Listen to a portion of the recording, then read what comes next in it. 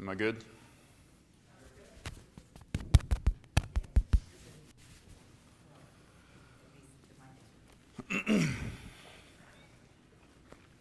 Friends like these.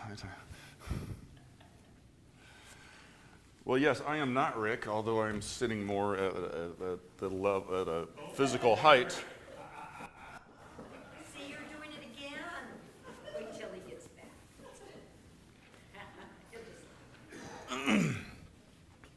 We're going to take a break from his principles.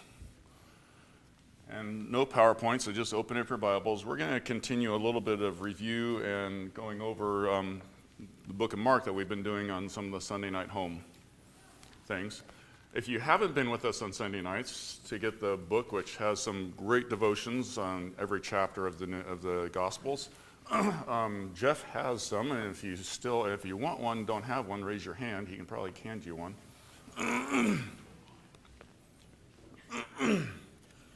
We still have some left over. Consider this an invitation to come to the Sunday night talks. Thank you.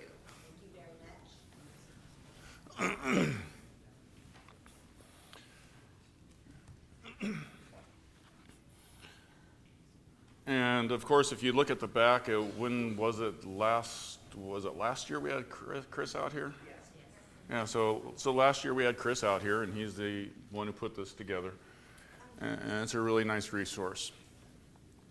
So as we get started, Jack, would you lead us in a prayer? Our Father in heaven, we're so thankful for this time that we can come together and worship you, Father. We're thankful for this time before our worship service that we can study your scriptures. We pray that we would have open hearts and minds to receive that we not only read it and hear it, but live it, Father. We pray for those who are sick this day, that you would be with them, help them, those that are traveling, that they can come back to us safely. And Father, we're so thankful for your Son and everything he did for us. We pray these things through his name. Amen. Okay, so for the next 40-some minutes, pretend you're in my living room. Okay, you're not in pews, we're in chairs facing each other, around, or sitting in a circle, so we can have a nice discussion. And that's really what a lot of studying is. So in those classes, we've covered the first four. We're looking at Mark, which starts on page 62 for those who have your text. And you didn't know you're going to need your text today, so sorry, didn't spring that on you. And we covered the first four chapters of Mark in there. And in Mark 3 and Mark 4, and John does this quite a bit, as all the Gospels do, what is the big question that all the Gospels try to get everybody to think about? John, Luke, Mark, Matthew, what's the question? Who is Jesus? Exactly.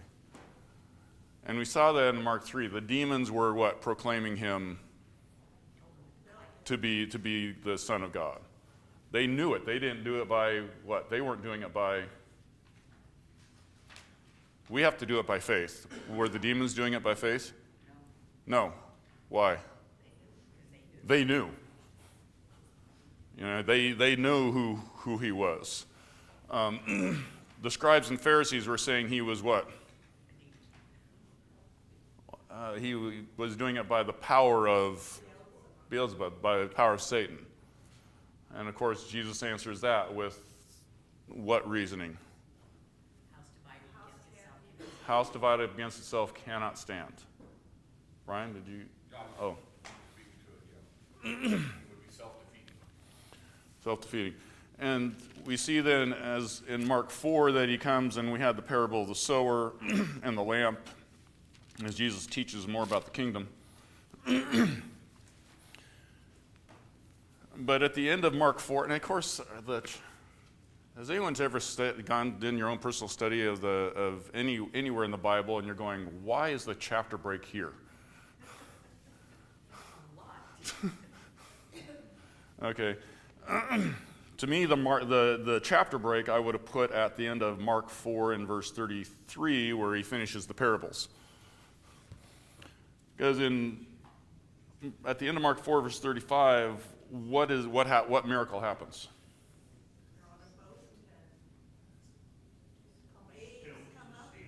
Calms the sea. And again, it really gets to, and we're going to see this in Mark 5, it gets to what? Who do they think Jesus is? Right? Isn't that the question all the time? What was Peter's great confession in response to? No, what was Jesus' question? Who do the men say I am? Linda? At the end of this, they're all saying, who is this? Exactly. So the disciples at this point, do they know and have the faith that Jesus is the Son of God at this point? Not, they're developing it. It's not there fully. And he's on the boat, the great sea. These fishermen who are used to the Sea of Galilee and storms and doing this know that this is not good and what the storm's happening. Jesus calms the sea after they wake him up. And what did they ask him? And I think we asked this question. Don't you care? You ever ask that question? Am I the only one?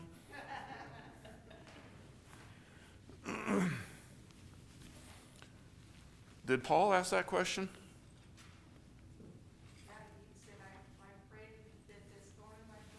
Yeah, he prayed to have that thorn in the flesh removed. Basically asking, do you care? And sometimes those thorns aren't removed. And what was Jesus' answers to Paul and us? His grace is sufficient. Doesn't help us feel physically better. But if we have enough faith, it should help. So in Mark 5, as it was pointed out, they see this happening, and they ask that question. He calms the sea, and he asks them the question, why are you so afraid? Have you no faith? As King James sometimes puts it, oh, ye of little faith. Do we trust him enough? Would I be the one saying that same thing on that boat? Maybe, maybe not. It's hard to say.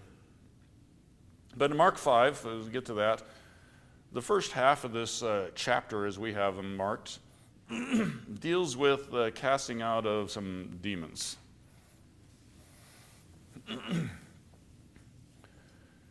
And let's go ahead and get a volunteer. They come to the other side of the sea. They had gotten in the boat. So let's set the scene. Jesus had been over near Capernaum. The crowds were what? Pressing in. He gets in the boat. He teaches from the boat, and they're going across the Sea of Galilee to the other side, which this other side, as we're going to see, is called the area of what? The Gerasenes. Gerasa is the name of the place, according to the label in my Bible. And the other side, is it mostly Jewish or is it a mix? It's a mix, because you go on the other side, you're getting into, there were 10 cities over there, so it was called the what area? Decapolis, which was mainly what? Gentile cities, right? Roman towns set up. So he's heading over to there, and if I get a volunteer to read chapter 5 and verses 2 through 6. Brian? 2 through 6. Chapter 5. And when Jesus had stepped out of the boat, immediately there met him out of the sea a man with an unclean spirit. He lived among the tombs, and no one could bind him anymore, not even with a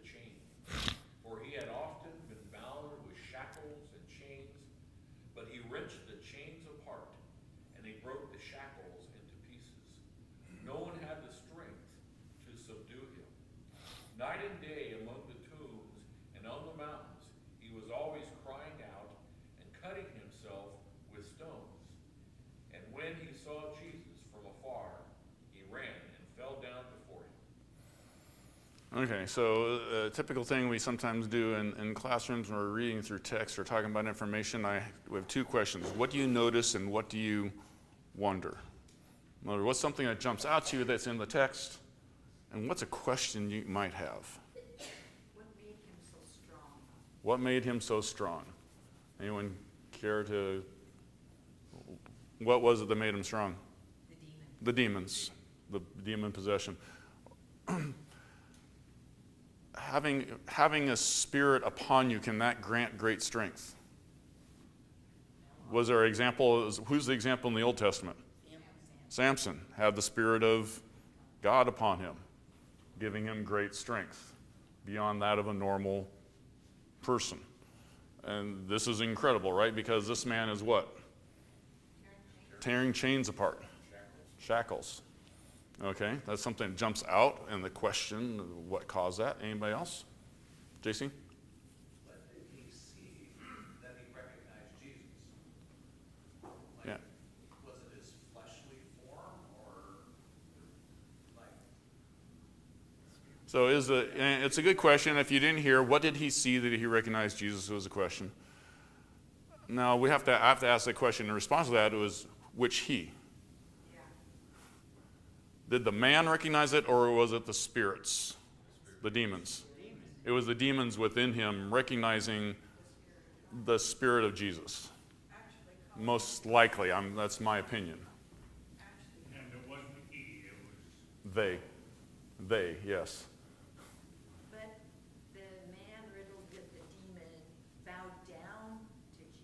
Yeah, the demons were controlling his body So why would a demon bow down to Jesus? because Jesus is God. So the demons were afraid. They were very afraid, yes. Jerry just asked, why was he in chains? It sounds Well, like he wasn't interacting necessarily with people. He's wandering around out in the wilderness. Why are people trying to chain him? well, we probably don't have all the stuff there, but you got a crazy person, what did they say, night and day crying out and doing all this stuff in around the tombs. We tend to try to lock up people like that. And he's hurting himself. So as a society, what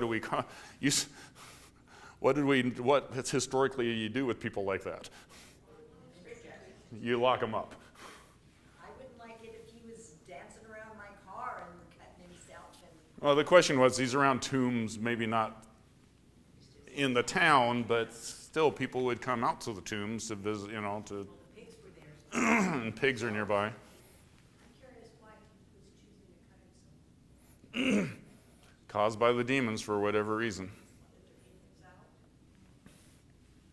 Demons do some awful things. I'm reading ahead in verse 9, we have a father that taken his son to the disciples, they couldn't remove it, and find out this demon was making the son throw himself into the fire. Yeah, Brian was saying demons do awful things. I've seen Wayne doing that.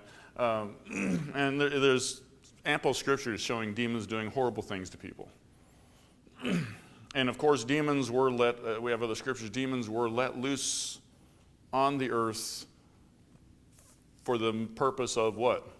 So Jesus could be glorified and show who he is.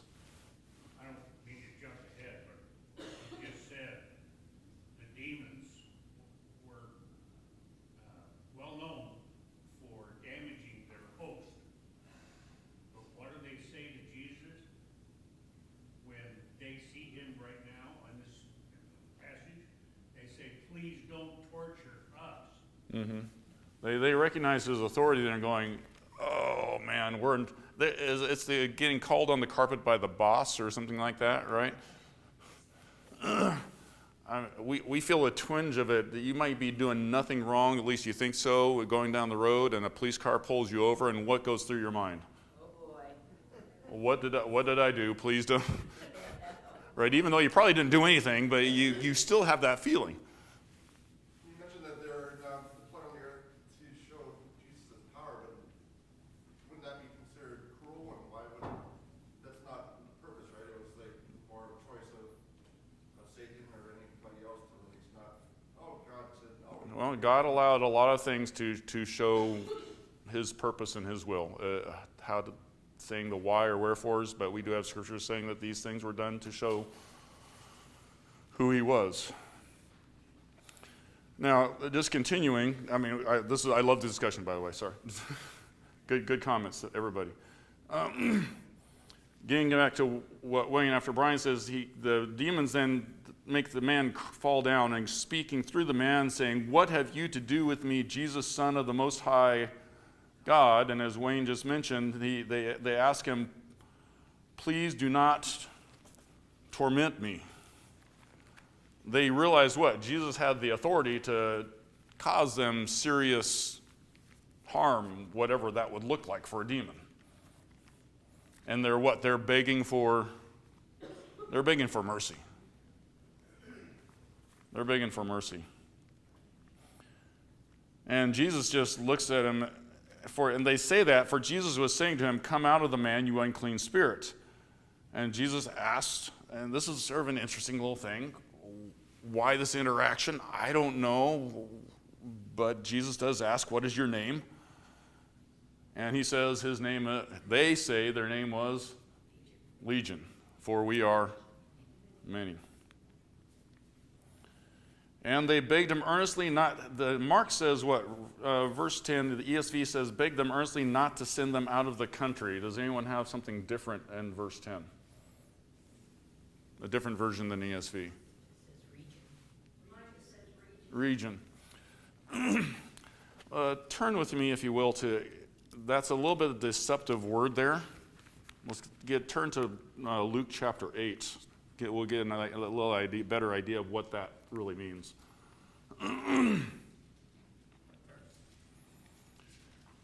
And this is recorded by Luke, and starting in verse 26. But in verse 31, you there, Steve? Could you read that for me? Luke 8:31. Oh, Wayne's got it. They were imploring him not to command them to go away into the abyss. So Luke records it as going into the abyss. Mark records it as sending them out of the country. It's really referring to the same thing. So what was out of the country? Out of the world into an abyss. The only other abyss I know of scripturally is the one that Jesus talks about that was between Lazarus and the rich man. Which means, what would that place be? Nothingness. Right? Not destroyed. Utterly. Utter destruction. So they're begging him for their lives, basically. Don't destroy us. Don't send us into this. Don't send us out of the country. Please don't send us to the abyss. They're begging. Yeah. I was looking at the interlinear, and it goes into the Thayer's lexicon, and it says properly the space lying between two places or limits. So it's not, it's an undefined nothing. Realm of non-existence. Because thank you. The Greek Thayer's reference to that. A space between, what were the two places to exist? In the spirit, in the heavenly realm, or in the physical realm, and some place in between that where existence doesn't happen. And he hears this, and there's the herd of pigs nearby, we know this, and they beg him, "Can you send us in, can you put us into the pigs?" Which is sort of, by the way, there is a trinity here, channeling Rick. A trinity of uncleans. And anyone, what are the three uncleans related to this episode? Unclean spirit. We have the demons, unclean spirits. Pigs. Where was he living? The tombs. If you hung around tombs, were you considered unclean? Yeah, so we have a trinity of uncleanliness here happening. And strangely enough, what? Jesus gives permission. Did Jesus just have mercy on demons? Yes, he did.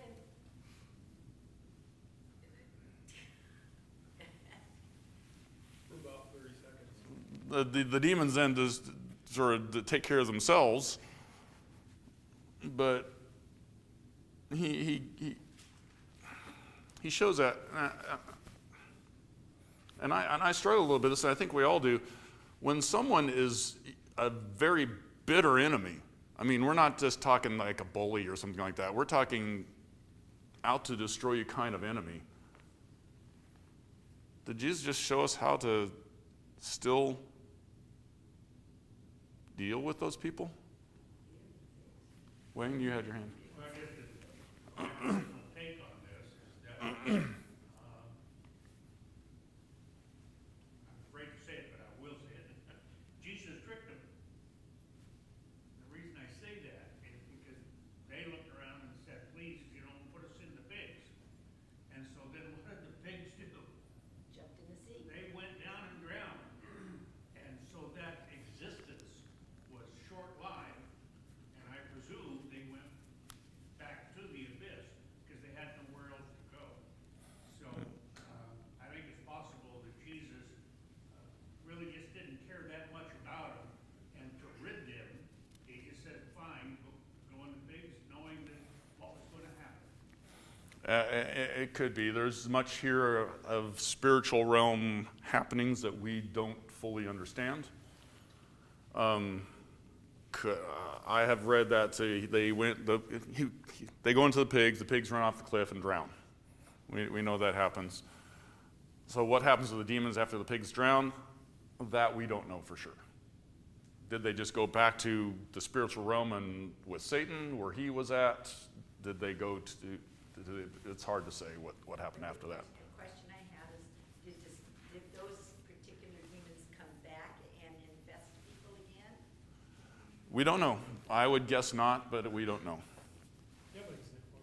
Go ahead, Bruce. You have an example in another passage of scripture where if a demon leaves someone and he goes about waterless places looking for somebody else, then if you don't change your life, fill it up with goodness with God, he comes back and brings buddies with him and makes it worse than you, the same person. Yeah, so That's Jesus telling us. it's possible. Now, whether it happened with these particular ones, I don't know. Here's a math thing for you. A legion was 6,000 men in the Roman army. And if there was 2,000 pigs, maybe each pig got three demons. Maybe that's why it drove off. I don't know, but a legion was 6,000. Just a thought. And going back to the uncleanness, Jesus took something that was unclean from a man who was living in an unclean spot, and he let them go into things that were considered to be unclean.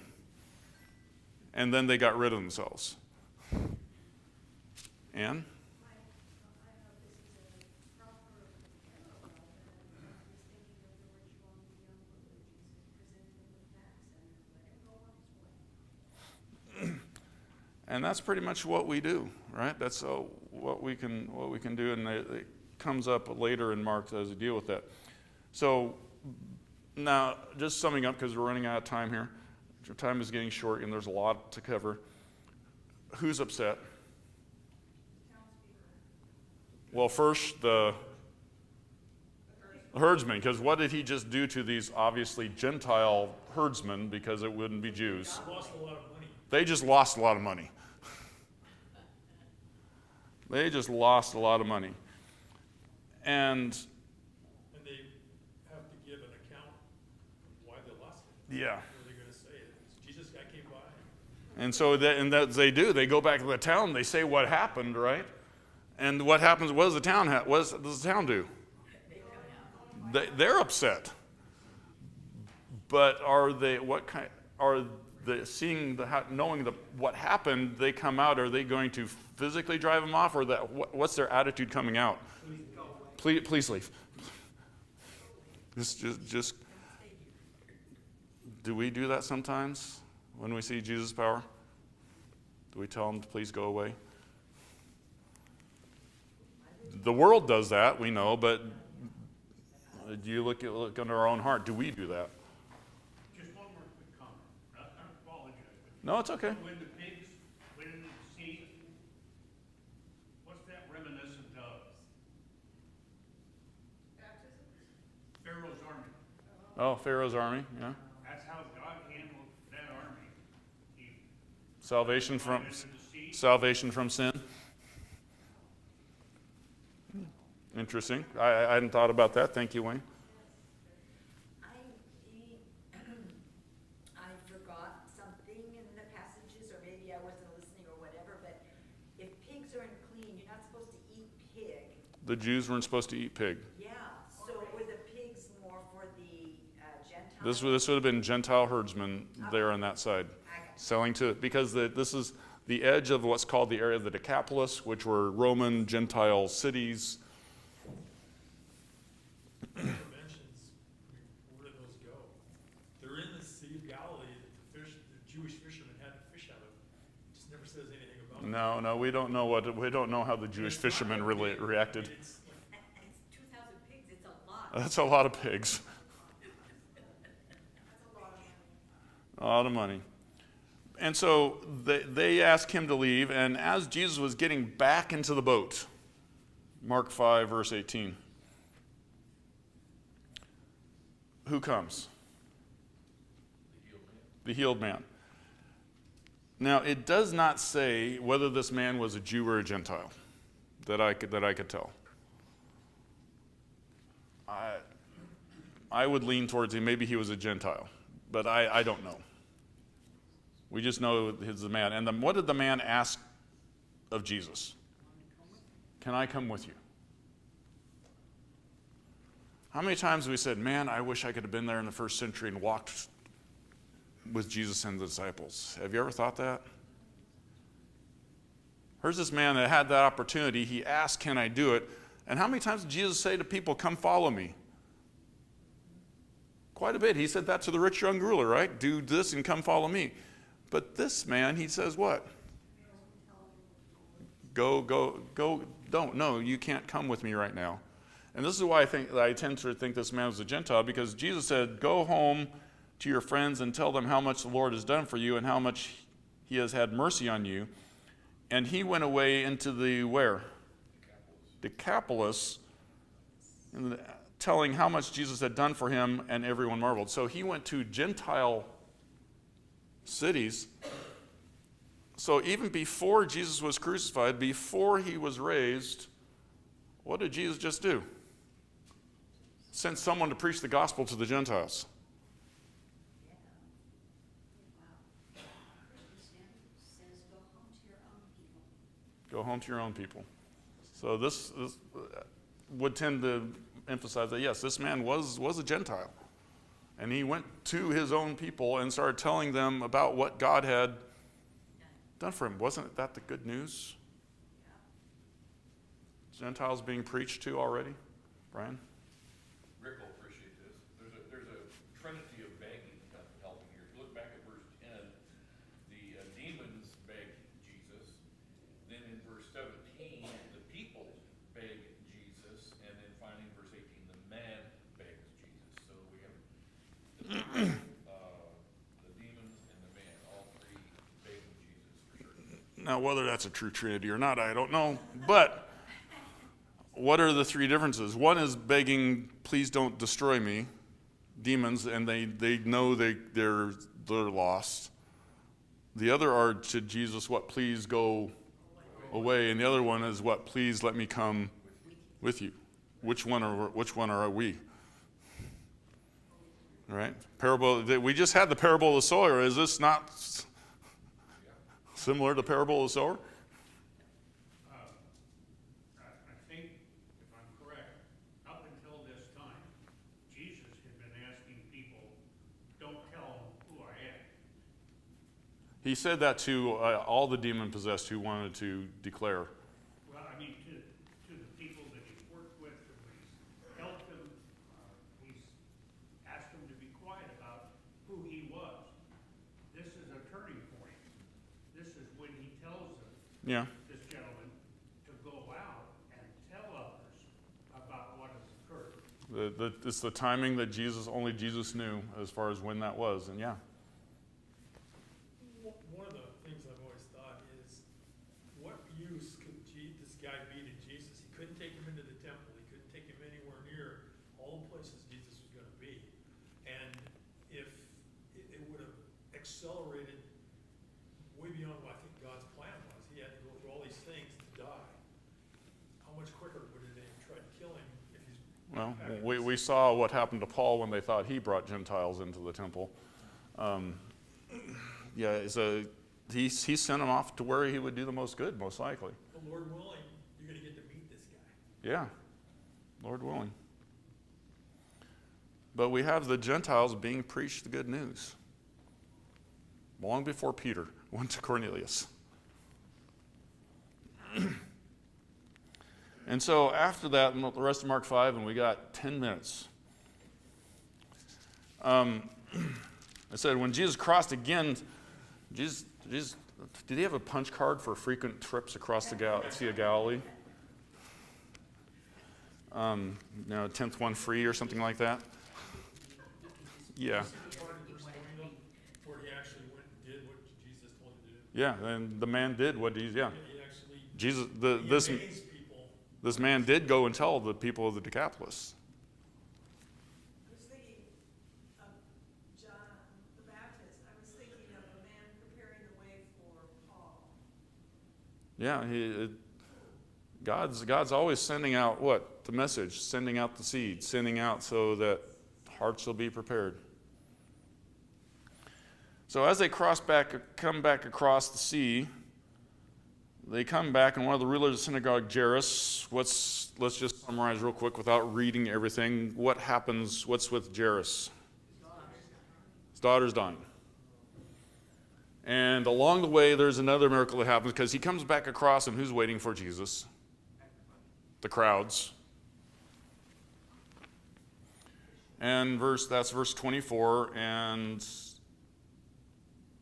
so he met Jairus, and he's walking with Jairus to go see the daughter, and the great crowds are following him and thronged about him. And what happens? The woman with the issue of blood, the hemorrhaging that hasn't stopped, touches him. Which physically is a little bit amazing, because if she has this constant hemorrhaging, she probably was physically weak.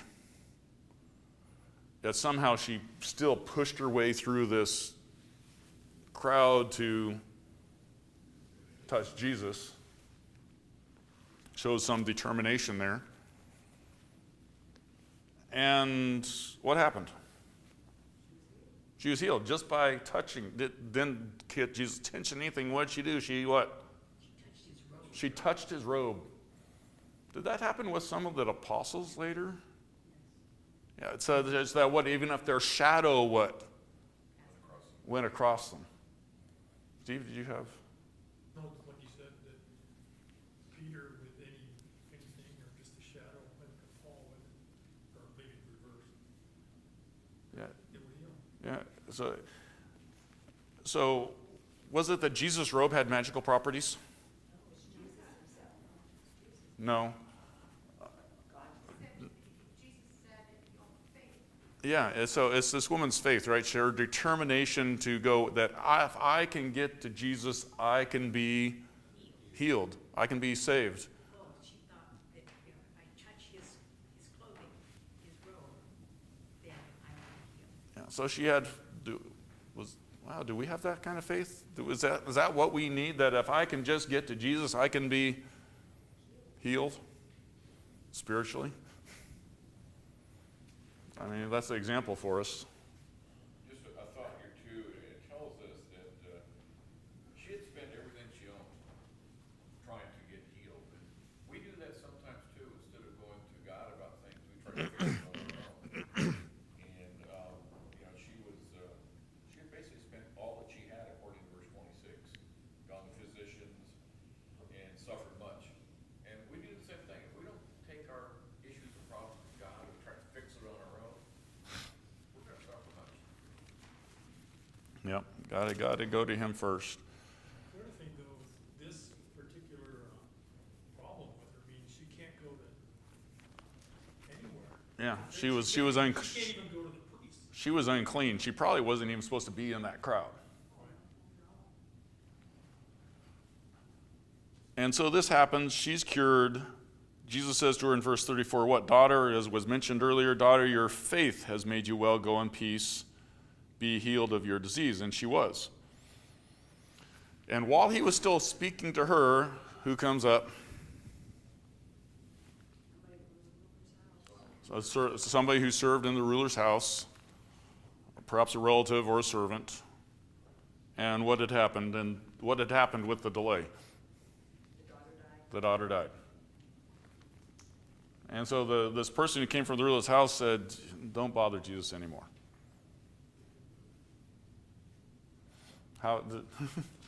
Getting back to personal applications, how many times do we think to ourselves, oh, I've bothered God enough with this? You ever come across oh man, I'm doing this again. Don't want to bother him. You ever feel like you're a bother spiritually? Such a failure. And Jesus overhearing this, which again, we have the whole thing about the disciples going, oh, how do you know someone touched you, right? And all the jostling and so forth. And so there's all these people around, and he hears this there was probably a loud amount of noise, so great hearing as well. And he says in verse 36, don't fear, only believe. And at this point, he allowed no one to follow him except Peter and James and John. So the three most inner circle. Brings up a wonder question for me. If he could have done that at any time, not allowed people to follow him with the crowds, why didn't he do it before? Time and place. What did Jesus do with all the crowds that followed him? What was his attitude towards dealing with their compassion? Now I got to deal with this one particular one, and he doesn't what? Compassion is what? We don't need the crowds. We don't need the crowds. And so they came to the house of the ruler of the synagogue, and Jesus saw a commotion, people weeping and wailing loudly. That Jewish tradition of having mourners when the wealthier people would actually hire mourners to do this.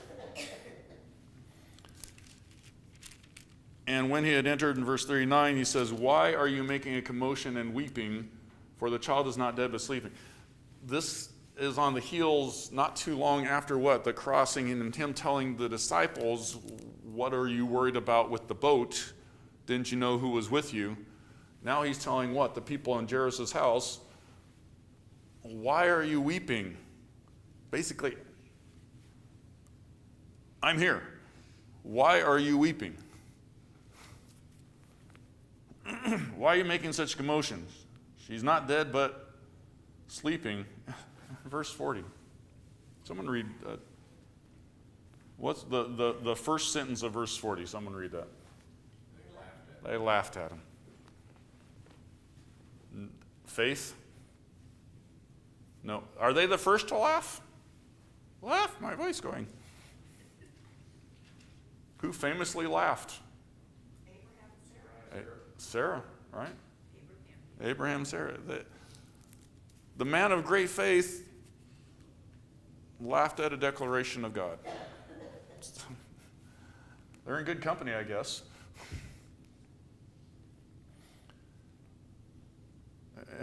And so what does he do? He puts them all outside. Get out. It was probably done very nicely, but gets them out. And he took the child's father and mother and those who were with him and went in where the child was. So he took Peter, James, and John and the parents, went into where the girl was, and taking her by the hand, he said, Tabitha Kumi, which means, little girl, I say to you, arise. And immediately the girl got up and began walking. For she was 12 years of age, and they were immediately overcome with amazement, and they strictly charged them. So there's still a little bit of charging of not to speak. Because here he says, what? He strictly charged them that no one should know this. Isn't it going to be obvious when the girl walks out the door? But But he had previously said to the crowd, what? She's not dead, she's asleep. Which in a sense of the word, we all are asleep when we're dead, waiting for our resurrection, aren't we? One of the things I was thinking about is, if he had raised her from the dead and they all saw that, what might have happened to her? What people were wanting to give her to Jesus? Yeah. Remember when his friend was raised from the dead, they wanted to kill him? Yeah, they wanted to kill Lazarus. Of course, that was much closer to, that was True, like the but week still, before. this But is- could have accelerated timing, yeah. They all know he can do miracles, and they're able to discount that. You know, he can heal people, they know that. They can't come up with an explanation, but if he were to raise it from the dead and make it known, because he even tells him afterwards, don't say anything about this. So, we'd still know. Encourage you, we're out of time. Encourage you to read Mark 6. There are some great questions in here. I just took some of the thoughts that were mentioned in here to just elaborate and do our discussion, but there are some good thought questions and prayers and so forth to think about in relation to this. Encourage you to read Mark 6 and do that kind of thing. We'll probably, in the evening classes, we'll probably review Mark 6 quickly in those evening home classes, but then move on to 7 and 8. Thank you.